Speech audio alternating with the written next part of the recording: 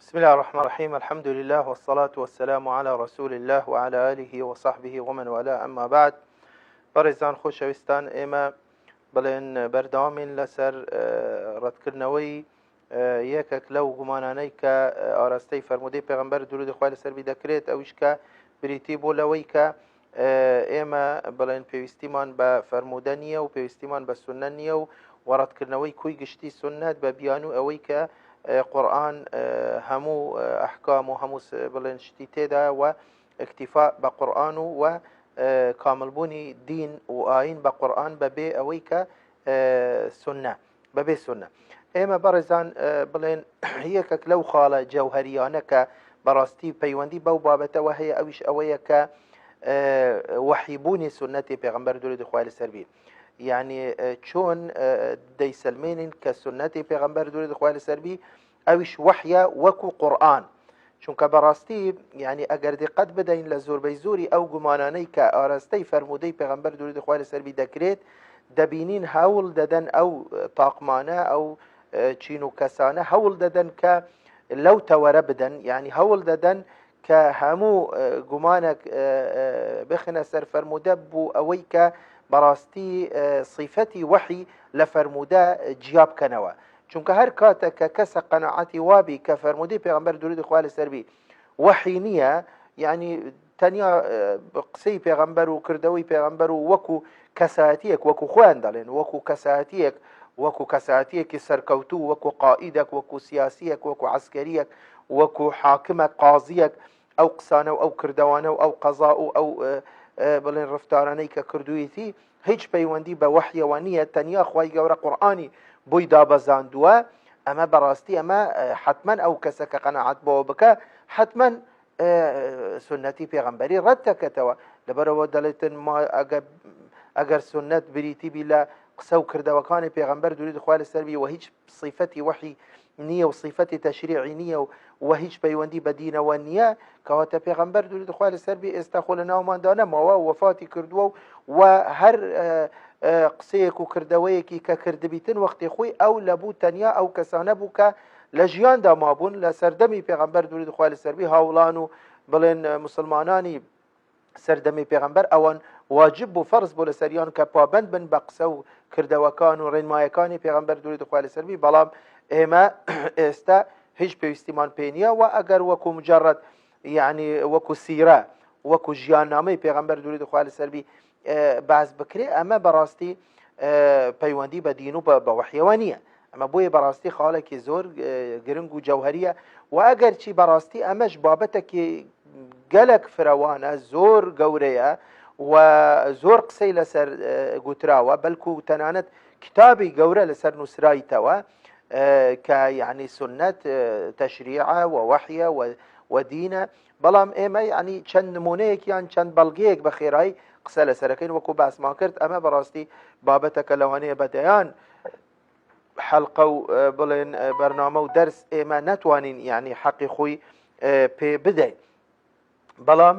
وەکو باسمان کرد چەند نمونەیەک بە خێرایی باسەکەین، چەند بەڵگەیەک و هەوڵ دەدەین ینی بەڵگەکان زیاتر قورئانی بن، یعنی لە قورئاندا، چونکە ئەوی بەرامبەر ئەو عەقیدەی وایە کە قورئان دینە وحیە، تەنیا قورئان دابەزیەوە بوو پێغەمبەر درودی خوای لەسەر بێ. تەنانەت هەندێک لەوانە ناوی خۆیان یان لێ ناوە قورئانی، ئەگەرچی ئێمە دەڵێن ئەوان بەڕاستی قورئانی نین. ئەگەر قورئانی بن وەرە ئەو هەموو ئاەتانەی لە بەرنامەکانی ڕابردووش دەیان و سەدان ئاەت هەیە کە فەرمانەکە بەوەی کە دەبی ئێمە بە شوێن سنەت بکەوین و جێڕایلی پێغەمبەر درودی خوای لەسەر بێ کەوەرن ئەو ئاەتانە تەطبیقکەن لە چ یعنی کەی ئەو وەختی ئێوە دەتوانن بڵێن قورئانین، ئەو وەختی قورئانین کە قورئان تەطبیقکەی و جێبەجێ بکەین. بۆیە بەڕێزان ئێمە وەکو باسمان کرد چەند ئاەتێک باسەکەن. یەک لەو ئاەتانە بەڕاستی کە دەلالەتی ئەوەمان بوو دەکە کە سنەتیش وحیە دینە و خوای گەورە دای بەزاندووە بۆ پێغەمبەر درودی خوای لەسەر بێ لە ڕێی طرقی وحی جیاواز، چۆن قورئانی دابەزاندوو بوو بۆ پێغەمبەر، سنەتیشی هەر لەلایەن خوای گەورەوە هاتووە. سورەتی نیسا ئاەتی 113 کە خوای گەورە دەفەرمێت وأنزل الله عليك الكتاب والحكمة. طبعا لە شوێنێ تریش هاتووە بەو واتایە، بەڵام ئەم ئاەتە باسی چیمان بۆ دەکە وأنزل الله، کەواتە خوای گەورە دای بەزاندووە چی دابەزاندووە؟ تەنیا قورئان نەخوای گەورە باسی دوو شتەکە لێیە. لو آت دفرمت وأنزل الله عليك الكتاب والحكمة كواتا خواي جورا دوشتي دا بزاندو أبو پیغمبر درود خواه لسربي يكم كتابة كبريتيا لقرآن كواضحة دوام حكمة راست ليرا براشكاوي وبروني نهاتوا كالسنة خواهي قولنا يفرموا الكتاب والسنة فرموا الكتاب والحكمة بلام قرنك وليرا إما يعني چنشتك من بو دركوي يكم كخواهي قولنا دوشتي دا بزاندوا نكتنيا يكشد كقرآن بي بو چونکە ناکرێتن ئێمە تەفسیری حکمەش بکەین بەوەی کە هەر قورئانە چونکە ئەگە هەر قورئان بی دەبیتە دووبارە و دووبارە کە هیچ واتایەکی نوێی نەبەخشی یعنی ئەمەش منەزەهە قورئان هیچ تیکرارێکی بێسوودی تێدا نییە بێمەعنای زیادی تێدا نییە لەبەر ئەوە ناکرێ ئەمە هەر قورئان بی و ئەسڵەن یعنی قاعدەیەکی لوغەویمان هەیە کە دەڵێت العطف يقتضي المغايرة هەر کاتێک کە شتك عطفة كري بسر شتك يتر دبي أمدو شتا يكشد نبي شو كاقا يكشد بي ناكري تو شتك عطفي شتك بكي وهردو شي يكشد بي بويا ليرة براستي حكمة قرآن نية أدي دينا سر حكمة أدي حكمة شيا ليرة حكمة ليرة براستي يعني دبي إما بيش هموشتك بقرنا وبراي مفسرة كان راي زانايان يعني آخر ناكريت مثلا هر كسك لخويا وتفسيرك يعني مثلا القرآن بيروز أواني كتفسير القرآن ينكردوا كمالا مرجي زوري تدابون كزانان مرجي تايبتي داناوا يعني هم كسك بوينية كقسل قرآن بك هم كسك مؤهل نية أهليتي تفسيري نية ديان مرجي داناوا كدبي أو كس أو هم مرجي تدابي بواوي بتواني قرآن شيبكة وواتاي قرآن شيكرنوي قرآن تفسير قرآن اما کارێکی ئاسان نییە بۆیە بەڕاستی ئەگە بگەڕینەوە بوو تەفسیری ئەم ئاەتە دەبینین مفسرەکان باسی ئەومان بوو دەکەن کە حکمە لێرە باسی سنە و یعنی ئیمامی شافعی ڕەزامەندی خوای لەسەر بی دەفەرمێت من يعني بیستم و جێم لێ بوو کە لە زۆربەی زۆری ئەو زانانەی کە من لە علم و زانست و پلە و پێگەیان ڕازیم لە هەموو ئەوانە کە هەمووان کوک بوون لەسەر ئەوە کە حكمة لو أتدى سنة هذه باشا يعني كوكو إمام شافعي أو جورة إمامة أو جورة عالمة خوي ده فرميت من لهمو أو زاناني كمن له علم وزانستو بيجو مكانته يعني اعتبارهم هي بو بيجان يعني همو أنكوك من السر وك حكمة شيء حكمة سنة أما للاك تربرزان إما حديثك من هي كتفسير أم تمام بودك ووكو معلومي زور كسا يعني أواني كمهتم بدراسات شرعي كأصول تفسير لسرچاوكان تفسير دوم سرچاوة سنة پیغمبر دي درود خوالي سربي بله اما يكم سرچاوة تفسير وأصل تفسير كتفسير القرآن بالقرآن كقرآن تفسير بكريته وبقرآن وزور آيات كتير تفسير كردوا بلام أصل دومو سرچاوة دومي تفسير القرآن بالسنة وتفسيري پیغمبر درود خوالي سربي بو چي بو قرآني بيروز ودواي او تفسيري قرآن ديد با قصي صحابة زانان للصحابة مفسرين صحابة دواي او مفسرين تابعين دواي او هتا دواي مفسرين اواني دواي اخوان وهتا استا بلام دبي او كسب بلام يعني اهلية تفسيري هبي وكو باس ماكن كواتلر ام حديثة تفسير ام تمام بودكا كبيغمبر درود خوالي سربي لفرموديك صحيح لفرميتشي آتاني الله القرآن ومن الحكمة مثليه آتاني الله القرآن ومن الحكمة مثليه يعني ليرة فرموي خواي قورا قرآني بومني نارد وحكمش دو اون دي قرآن حكمي بومني نارد إذا أما تفسيري تمام بودك وأنزل الله عليك الكتاب والحكمة كواتا بيغمبري خواه درود خواه لسربي تفسيري حكمي كرد لا قرآني أو لا لم آتا بشي بسنة چونکە ما بستي بيغمبر درود خواه لسربي لحكمة دو أو اندبو مني هنا وچيا ما بستي بي سنة چونکە هرچي غير قرآن بيغمبر درود خواه لسربي فرموي بيت أما سنة وكو همو زانان كتفسير بلين واتاي سنة وحديث كتفسير كان فرمين ما صدر من النبي صلى الله عليه وسلم من قول أو فعل أو تقرير أو صفة هرشي ثابت بوا لان پیغمبر و درود خواه لسر بی چه قصه بی کردوه بی تقریر بی دان پیدانانی پیغمبر درود خواه لسر بی قصه و کردوه صحابیه کیان رفتاری پیغمبر صفات پیغمبر چی اوی خلقی چی اوی خلقی معنوی چه حسی چه معنوی اوانه هموی سنت حسابه غیر قرآن كواتا چیه سنت دقرتوا بەڕێزان بەڵگەیەکی تر ئەویش ئاەتەکە کە زۆر لە زانایان بە بەڵگە دەینەوە لەسەر وەحیبوونی سنە ئەویش ئەوەیە کە خوای گەورە دەفەرمێت چی ئنا أنزلنا إليك الكتاب بالحق لتحكم بين الناس بما أراك الله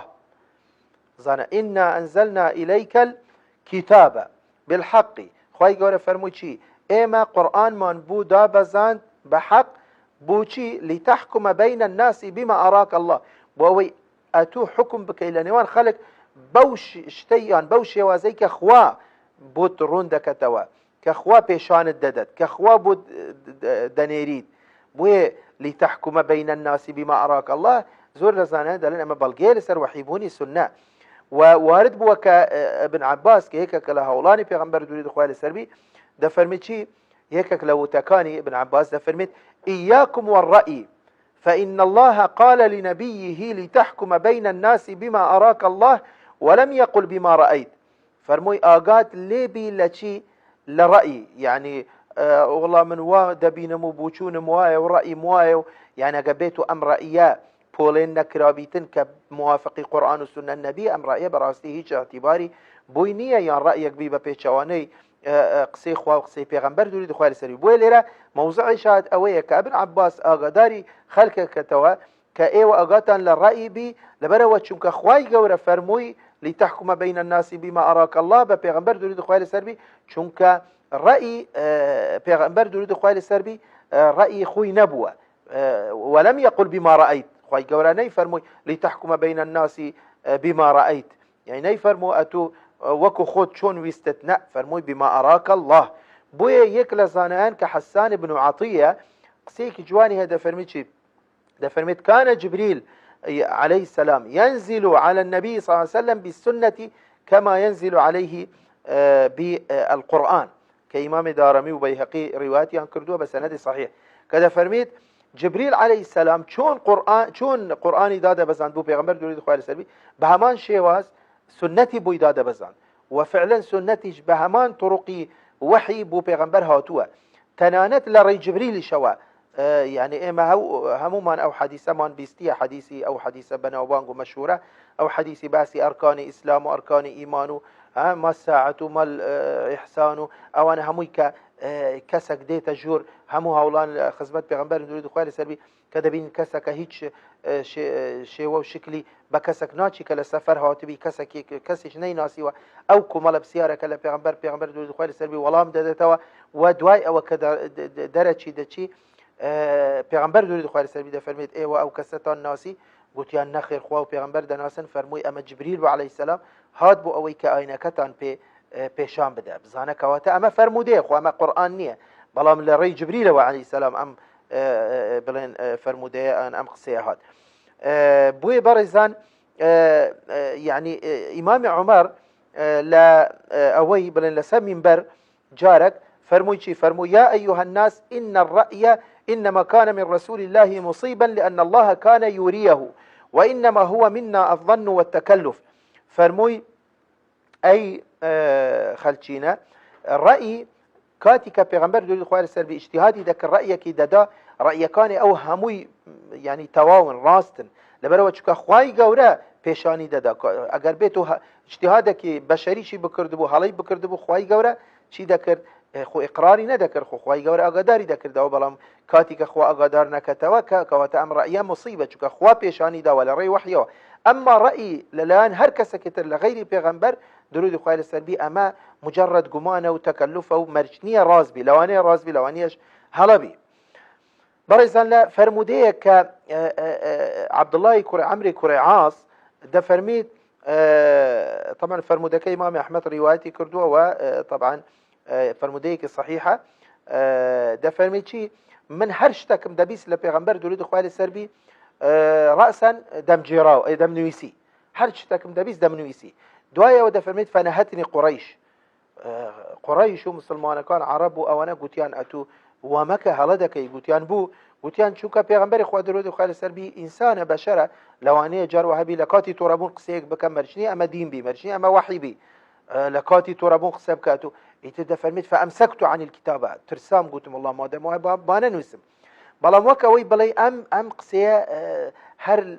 وەکو دەڵێن دلی ئاوی نەدەخواردەوە ئەم قسەیە هەر پێی وا بوو کە لەوانەیە وانەبی ئیتر ڕاسەن چوو خزمەت پێغەمبەر درودی خوا لەسەر بی فەرمووی یا رسول الله ئەی پێغەمبەری خوا من هەر شتێکم دەبیست دەمنویسیوە بەڵام دوای ئەو هاان بە مگوت منیش ترسام ئێستا نانویسم چ بکەم ئێستا پێغەمبەر صلی الله علیه و سلم فەرمووی چی بە صیغەی ئەمر فەرمووی اكتب بنووسە فوالذي نفسي بيده ما خرج منه إلا حق وأشار إلى فيه و پنجەی مبارەکی بردی بوو لای دەمی فەرمووی بنووسە جێ لەو کەسە ڕامەگرە و سند بەو کەسەی کە نفسی منی بەدەستە لەم دەمە مبارەکە هیچ شتێک دەرناچی ئللا حەق نەبی کەواتە خۆ لە دەمی مبارەکی پێغەمبەر درودی خوا لەسەر بی تەنیا قورئان دەرنەچووە سەرچاوەی قورئان و سنەتیش هەر پێغەمبەرە درودی خوا لەسەر بی کەواتە ئەمەش بەڵگەیە لەسەرەوە کە بەڕاستی کە بڵێن ئەمە دینە و ئەمە وحیە بەڵێ بەڵگەیەکی تر بەڕێزان کە ئاەتێکی زۆر بڵێن يعني زۆر جار باز دەکرێت ئەویش ئەوەیە کە خوای گەورە دەفەرمێت لە سوورەتی نەجم وما ينطق عن الهوى إن هو إلا وحي يوحى کە ئەمەش بەڕاستی ڕاستە هەندێک لە بەلکو حتا لە زانایانی ئیسلامی و لە مفەسرە معتەبەرەکانیش دەڵێن لێرە وحی مەبەستی پێ قورئانە بەڵام ڕأیەکی تریش هەیە کە ئەمە بە شێوازێکی گشتی هاتووە دقەکە عامە خوای گەورە فەرمووی وما ينطق عن الهوى يعني هەرچی نوتقی کردبی پێغەمبەر درودی خوا لەسەر بی کەواتە قورئانیشی نوتقی پێغەمبەرە و سنەتیشی نوتقی پێغەمبەرە درودی خوا لەسەر بی إن هو إلا وحي يوحى و ئەمە وەکو گوتم تەواوکەری بەڵگەکانی ترە کە پێشتر ئاماژەمان پێ کرد کە ئەمە بەڕاستی بەڵگەی ئەوەیە کە سنەتیش وحیە وەکو قورئان بۆیە بەڕێزان ئێمە کاتمان تەواو بوو ئینشاءڵڵا ئێمە لە دەرسەکانی داهاتوو ئەوەی پەیوەندی بەو بابەتەوە هەیە زیاتر قسەی لەسەرەکەین و آخر دعوانا الحمد لله رب العالمين